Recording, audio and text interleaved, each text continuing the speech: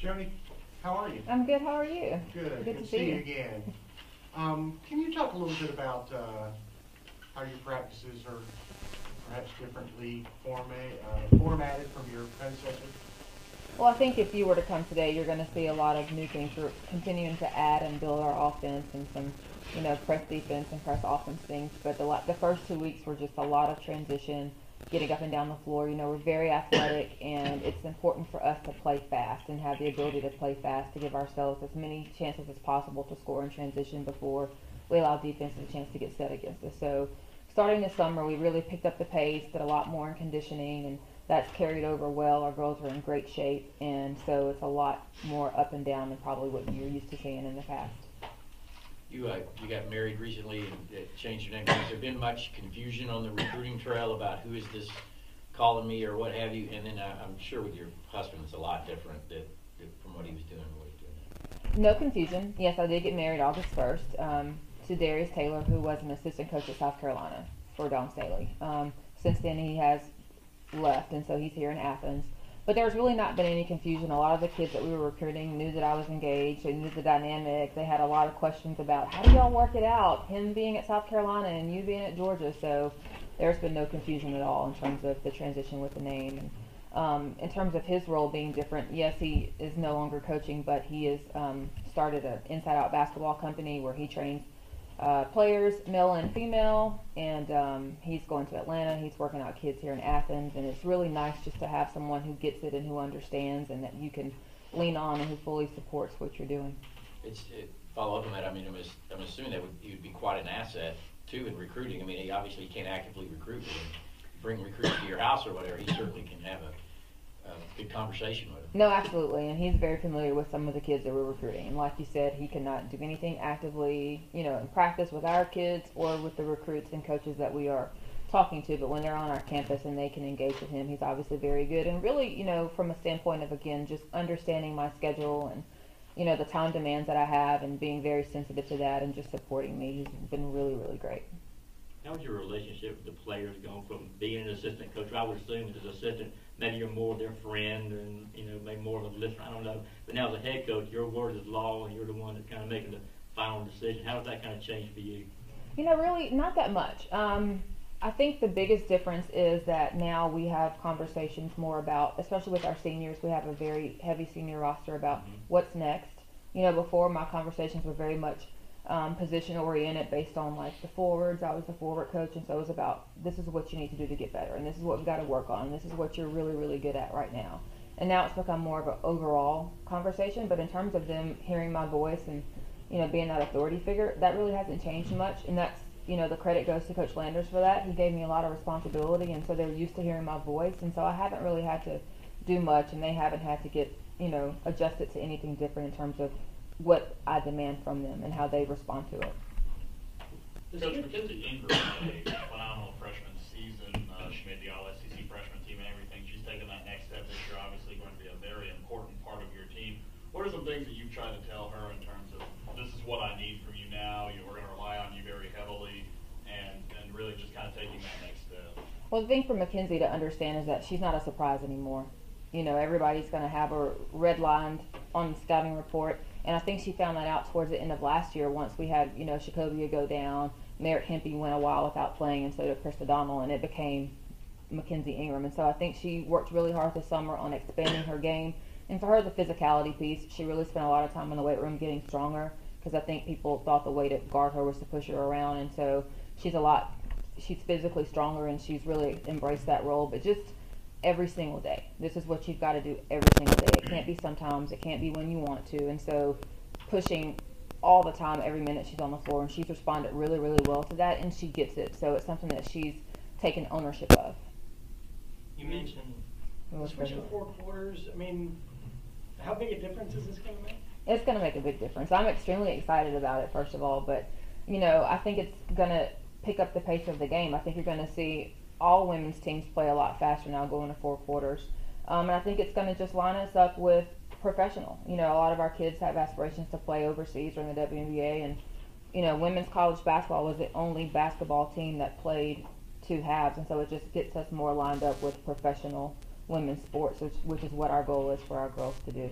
in terms of like substitutions, I mean, just sort of all the sort of traditional things maybe, I mean, is it just sort of playing it by feel maybe from the start of the season and just that'll be something that adjusts as the season goes along? I think it's going to be a lot of strategy to it, and obviously as the year goes on, you're going to see us, adjust to it and everybody get more comfortable with it. Right now, we're just trying to, as much as we can, make game-like situations to get them used to those substitution patterns. I think the biggest thing that's going to be an adjustment for our players is they're so used to getting those media timeouts, and that's very different with the 4-quarter system. For example, in the first quarter, the media timeout comes at the 5-minute mark, the first dead ball after the 5-minute mark.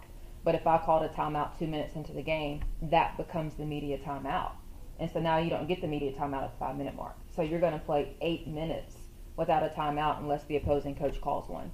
That's a long time to go up and down without, getting a break. And so we've conditioned our girls to play for long stretches without a sub. And so that's the biggest thing where you're going to see a change. And I think it might even be sloppy at first until they get adjusted to that. You mentioned the senior heavy roster. How much easier does that make for you in your transition to being a head coach? It's very easy. First of all, the entire team has been great, even our newcomers. I've had relationships with all of them and their parents, and so they've embraced me and really gone over and beyond anything I've asked them to do. But when you have seniors who not only have been here 4 years, but have played a lot, and 2 kids who have started since their freshman year, and then you can just kind of, they know the verbiage, they know the language, they know when I'm upset, when I'm not, they know when I'm about to get upset, and so it makes it easy for them to get everybody else in line. And so they're really, at this point, managing themselves, except for the new tweaks that we've put in that are different to everyone. But it just makes your job that much easier, and I can go to sleep at night knowing that they're running things and taking care of things. And I think that just goes back to the kids that you bring into the program. We want great players, we want great people. We're a people program first. And when you have great people, then there's a lot of things that you don't have to worry about. Knowing Andy Landers, I'm assuming his approach has been to just be as far away as possible from being seen or having anything to do and letting you do your own thing. With the converse of that, how often do you reach out to him? Is it on the regular, or to discuss things? I'm assuming having him as a resource, you mentioned, or when you got the job, that it would be something you could do. We talk all the time. I went to the farm Sunday, hung out with him Sunday. I'll see him again tonight. We are great friends. Outside of him being a great mentor to me and everything he's done, he is my friend. And I call him all the time and say, I just miss seeing you every day. But he comes around more than you think. He's not around when people know it. But I would say a week doesn't go by where he hasn't stuck his head in the office just to visit and check in and see if there's anything he can do and just see how we're doing. So it's great knowing that you have him on speed dial to call and just run things by or just talk to him and find out how he's doing. Joni, have any of the new players stood out for you enough to comment on their performance thus far? Well, in their own ways. I'll say first, Shanae Armbrister just had, she's recovering from surgery. She had small meniscus tear, and so she hasn't been able to do anything since practice started. I think when she was here this summer, what we were able to see from her is her ability to be a really big guard who can score over the defense. And her leadership and her background is going to help us when she's able to get back on the floor. She's a kid who is from the Bahamas originally and played for the Bahamian national team the last 2 years. And this past summer, her team won the championship and she won the MVP. So she brings immediate leadership and somebody who can just put points on the board in a lot of different ways. And then you've got Kalia Robinson, who is extremely athletic. Coming off a torn ACL. She tore her ACL her senior year in high school, so she hasn't been cleared to do contact stuff yet. But in any of our dry offensive defensive stuff, she's able to get out there and run, and her athleticism just jumps off the page when you watch her, and she's going to be able to really stretch us. And again, someone who has won 2 state championships in high school, so knows what that next level is that we're trying to get to. And then Amber Schedule had a great day in practice Saturday. She's starting to finally figure it out. I think she's always been a great shooter. She's a specialist. And so we've really stretched her and asked her to do more. Shoot the ball, but do more. And Saturday in practice, she just put all that together, and I don't think she missed a shot. So I think she's, again, a bigger guard and someone who can just put points on the board, especially behind the three-point line. Is there any timetable for Armbrister and Robinson to return? Well, Kalia's going to the doctor at the end of the month, and so we're hoping at that date she'll get released, but we're not sure. But she's really close. She's really close to being full go, and there hadn't been a timetable yet for Shanae. A lot of the girls said that with this new up-tempo kind of pace you're running, there's more time for free play, Mm-hmm. which lets the girls kind of use their individual talent skills. Is that something you're kind of seeing come to fruition? Absolutely. And again, Caitlin, that's something that was really sloppy when we first started doing it this summer, but now it's kind of like, okay, here it is. You can see it coming, and I think it just frees them up a little bit more. And again, we have stretches. If you guys have watched us in the past, we have stretches where we shoot the ball very well, and then we have nights where we can't hit the broadside of a barn. And until we can get that piece figured out and better, we've got to rely on those kids who have individual skill sets and putting them on display and spreading things out and giving them a chance to get fouled, to get to the hole, and score in transition for us.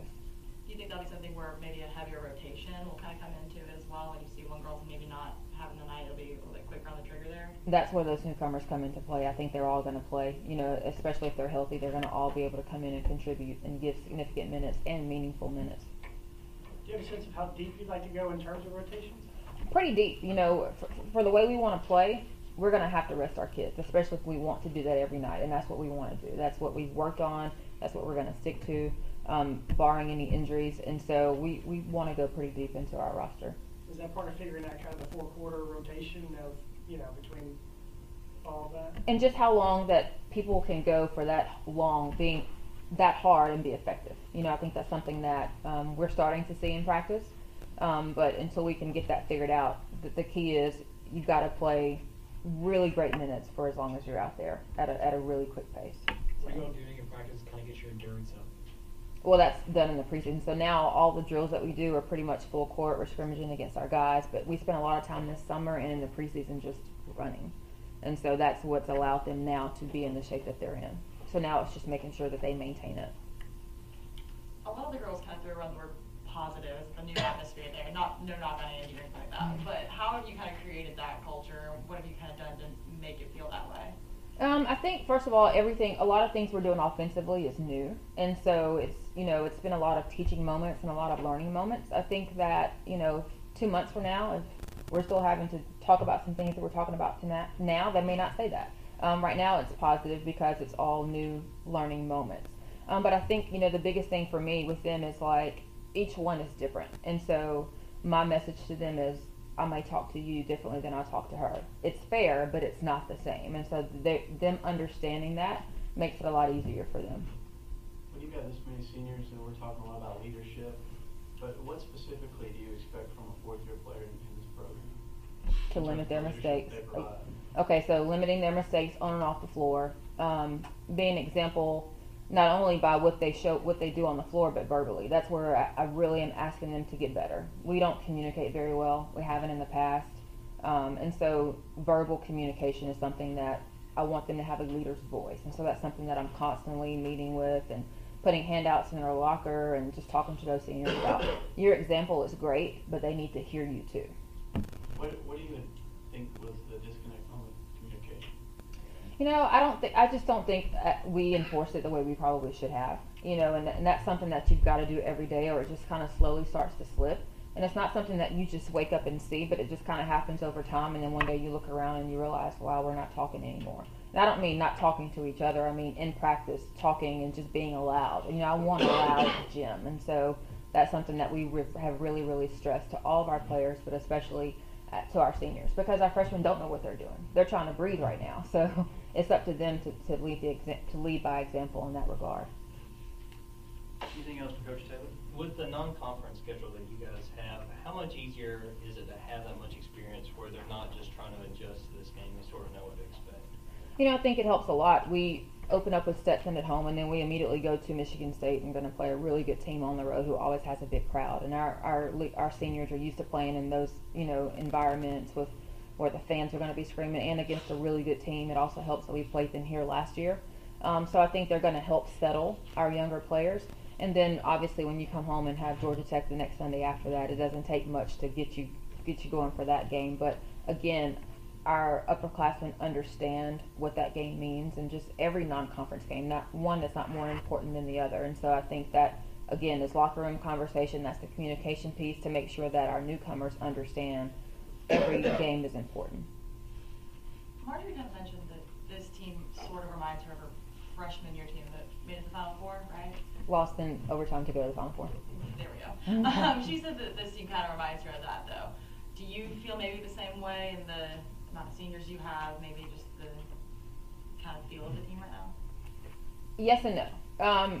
From a talent standpoint, we're not where those other seniors were. But the conversations that we had with Marjorie's class was, your senior year, you are going to do what you're seeing these seniors do. So when Marjorie and Kobe and Merritt, Pierre, when those kids were freshmen and watching Hassel and Armstrong and JJ and what they were able to do from a leadership standpoint, we were like, that will be you.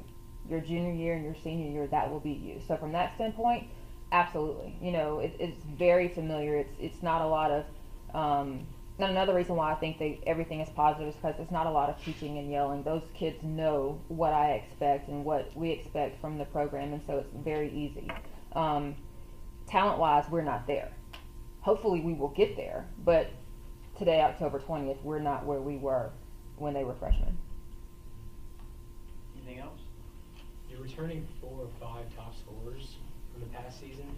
So we keep talking about leadership. How does leadership through experience get into? I think it's just going to help us while we're trying to figure things out, especially our offense. Again, our offense is new. And so that's where them being positive and being able to tell the younger people where to go, what spots you're supposed to be in, even pulling their jersey to get them in the right spot if they have to. That's where it helps, especially defensively as well. We've got to hang our hat on playing really good defense until our offense gels and comes together. Anything else? Thanks, Coach. Thank you.